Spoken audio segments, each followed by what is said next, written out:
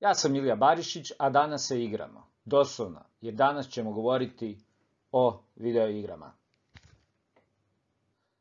Što ćete danas naučiti?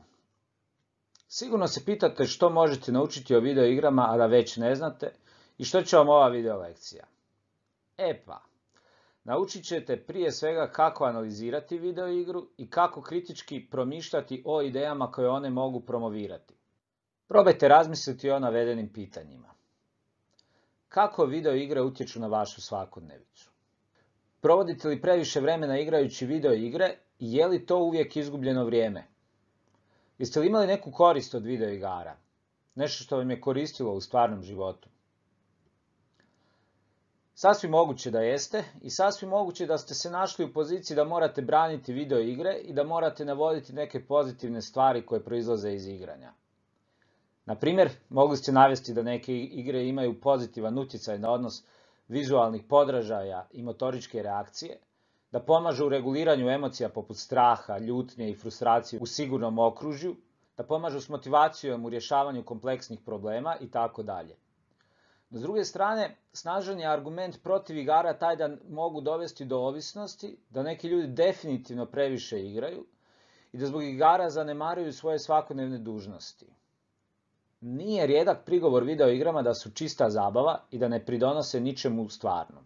No, neke su video igre baš izravno orijentirane na to da ostvare utjecaj u društvu. Znate li neke igre koje progovaraju o ozbiljnim društvenim temama? Danas ćemo se usredotočiti upravo na takve igre. Ne znam jeste li znali, ali postoji cijela jedna velika skupina video igara kojima je cilj igrača podučiti nečemu ozbiljnome.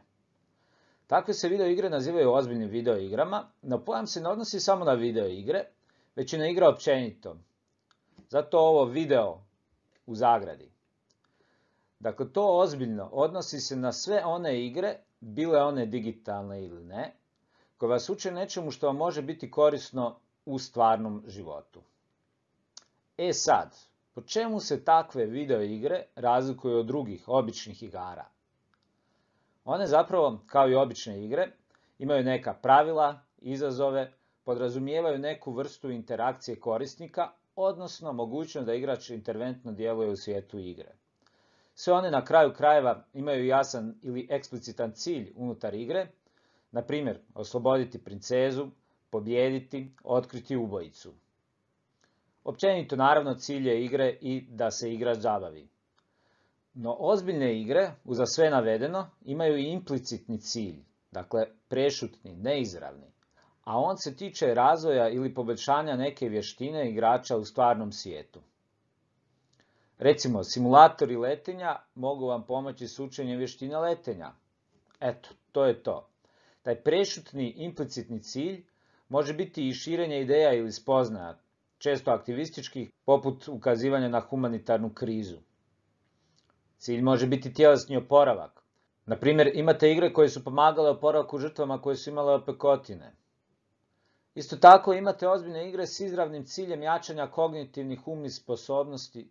Obično se radi o nekim slagalicama ili igrama sa zagonetkama, osmišljenima tako da pomognu starijim ljudima ili općenito ljudima s demencijom, kojima mozak vam malo usporava. Evo, imamo igru za vas. Eto, to su ozbiljne igre.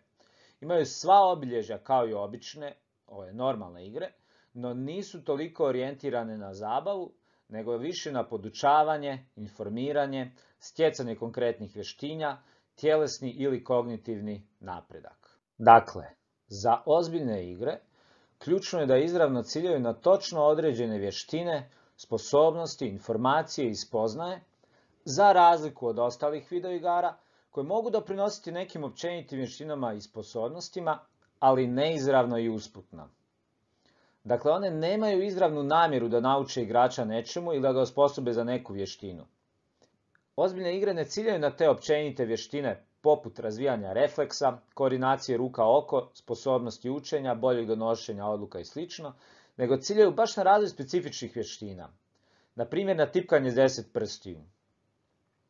Imate tako više tipkačkih video igara kojima je cilj djecu naučiti tipkati. Evo, ovdje imate naslovnicu Disneyjeve Mikijeve tipkačke avanture. Sad, eksplicitni, izravni cilj same igre, naći je Mikija Mausa koji se negdje izgubio u zemlji Tiplandiji. No neizravni, implicitni cilj jest da igrač nauči tipkati sa svih 10 prstiju i da to radi brzo. Druga je stvar što takve igre često nisu zabavne i zato nisu popularne. A kad je riječ o informacijama i poruka koje nastoje prenijeti ozbiljne igre, ključ je u tome što ciljaju na istinitost, na realnost iskustava koje nastoje prenijeti, odnosno na ozbiljnost problematike kojom se bave. Na primjer, žele potaknuti ljude na davanje humanitarne pomoći, na društveni aktivizam, na jačanje kritičkog mišljenja, na bolje razumijevanje svijeta u kojem ljudi žive i na stvarne probleme. Primjer je jedne takve ozbiljne igre Darfur umire. Ta igra iz 2006. godine daje uvid u život izbjeglica iz sudanske regije Darfur. Dizajnirana je tako da podigne svijest o genocidu koji se događa u Darfuru u to vrijeme i da potakne igrače na aktivizam u stvarnom svijetu kako bi se to stanje promijenilo. Poanta je da ste u koži izbjeglice i na taj način možete više suosjećati s tim jadnim Sudancima, više osjetiti njihovu patnju i borbe s kojima se nose svaki dan. Nekako je ideja da ćete time, nakon što osjetite sve te patnje, biti više potaknuti da djelujete, da pošaljete pismo ljudima na vlasti koji nešto mogu poduzeti. Mi ćemo danas igrati nešto drugačiju ozbiljnu igru, a zove se Lažiraj da bi uspio. U mom slobodnom prijevodu, jel? Izvorno je fake it to make it, što je parafraza poznate uzrečice. Dakle, sama autorica Amanda Warner igru opisuje kao igru društvenog utjecaja o lažnim vijestima. Mogli bismo reći da je to neka simulacija internetskog novinarstva. I eto, dosta je zanimljiva, evo, vidjet ćete sami. Mogli bismo je opisati kao clickbait simulator. Ako ne znate što je clickbait, istražite sami za domaću zadaću. Vjerujem ipak da znate i vjerujem da ste se puno puta susreli s takvim novinarstvom. Eto, ja se nekad pitam postoji li uopće drugačije novinarstvo, no ukratko, ova se igra bavi lažnim vijestima. Prije nego što zaigrate, pogledajte kako analizirati ovu video igru i o čemu trebate razmisliti dok igrate, odnosno na koja pitanja treba odgovoriti. Neću vam ih čitati, slobodno pauzirajte video, uzmite si vremena, a ako želite svoje odgovore upišite u bilježnicu. Ukratko, opišite temu ove igre i iznesite svoj stav o njoj. A sad ću vam pokazati kako igrati tu igru. Dakle, odete na stranicu Fake it to make it i kliknete Start a new game. Prvo izaberete koga želite da vas vodi, unesete svoje ime, ne mora biti pravo,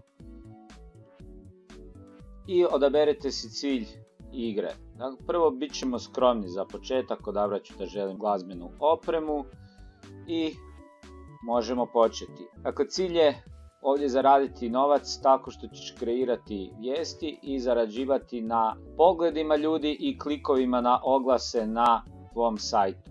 Treba generirati dovoljno prometa. Da biste generirali dovoljno prometa, morate imati privlačne naslove. U SAD-u, ali nije bitno, lakše je stvoriti lažne vijesti i bolje se šire od pravih. Za početak treba kreirati svoj website, svoje mrežne stranice, stoga ćemo to i napraviti. Možemo nasumice generirati ime, ime nije bitno. Ajmo Conspiracy Extra, ovo mi se dovoljno sviđa, ili možemo ići na ironiju, Real News, Only Real News. Evo ga, idemo dalje, odaberemo logo, nije bitno previše ili je, svejedno. I sada biramo hoćemo li običan izgled sajta ili ćemo nešto malo platiti na domenu. Imamo neki novac za početak, $50, mislim da vrijedi investirati u to da nam sajt na nešto liči. Odabrat ćemo, nećemo baš sve potrošiti, odabrat ćemo ovo za $25, oblik monetizacije, uključit ćemo i to i možemo kreirati ovaj sajt. Sada nam trebaju barem 2 članka da bismo pokrenuli sajt i možemo članke ili ih možemo kopirati. Recimo, predsjednik je član te i te religije, ili da političari režu zdravstvene davanja za djecu. Svaki ima uvjerljivost, nešto drame, ovaj proizvrši više drame, idemo mi na ovo, odabrat ćemo ovaj članak, evo ga, kopirali smo ga, kopiramo članak. Sada trebamo podmetnuti članak, odnosno gdje ćemo plasirati taj članak. Idemo kupiti influencere, kredibilitet ima veliki, više prijatelja, skuplji je, ali ako angažiramo Jordana više ćemo dobiti, idemo njega odabrati. Da vidimo koje ćemo političke grupe. Freedom Patriots, mislim da su nam oni bolja ciljana, njih ćemo više razljutiti. Idemo podmetnuti članak, angažirali smo ovog čovjeka, Plant Article, ok. I sada gledamo reakcije ljudi, da vidimo kako će to proći. Vidimo ljuti su, dobro je, imamo lajkove, imamo viewove i lagano gledamo kako nam se financijsko stanje poboljšava. Vidimo, ljudi su ljuti i počeli smo zarađivati. Kako će vrijeme prolaziti, tako ćemo više zarađivati. Moramo dodati još jedan članak na naš sajt i to nije problem, možemo ga kopirati, ali evo, ukratko, tako vam se igra ova igra. To je to, odite, provjerite, nemojte igrati predugo, pola sata, 45 minuta bit će dosta. Sad kad ste odigrali igru, opišite mehaniku igre. Ovo je jedan mogući odgovor na to pitanje. Sada navedite ciljeve igre. Da pojasnim, eksplicitni su ciljevi oni koji su jasni, koji su očiti, a odnose se na fikcionalan cilj unutar same igre. Ovo su neki mogući odgovori. Implicitni su ciljevi, oni prešutni, neizravni i odnose se na cilj izvan igre, na učinak koji igra želi imati u stvarnome svijetu. Ovo je također samo jedan mogući odgovor koji možete slobodno usporediti sa svojim odgovorom. Sada opišite kako igra djeluje. Što igra želi postići, što je namjera autorice. Autorica općenito želi educirati igrače, natjerati ih da bolje razumiju procese nastanka lažnih vijesti, kao i razloge i motivaciju zašto uopće te lažne vijesti nastaju. Je li tako igra djelovala i na vas? Je li autorica uspjela u svom naumu? Opišite svoje iskustvo igranja. Da biste sami procijenili koliko vam je ova lekcija bila korisna, probajte razmisliti o navedenim pitanjima. Zanimaju li vas ove ozbiljne igre ili ćete se i dalje držati samo onih zabavnih, popularnih igara? A kad smo kod tih običnih, popularnih igara, razmislite malo imaju li možda i one neke skrivene implicitne ciljeve. Prodaju li vam i one neku ideologiju ili na kraju krajeva za cilj imaju samo to da više trošite u igri? Razmijenite mišljenje o ovim pitanjima sa svojim kolegama iz razreda. Sigurno inače razgovarate o video igrama, pa evo sada to možete malo produbiti.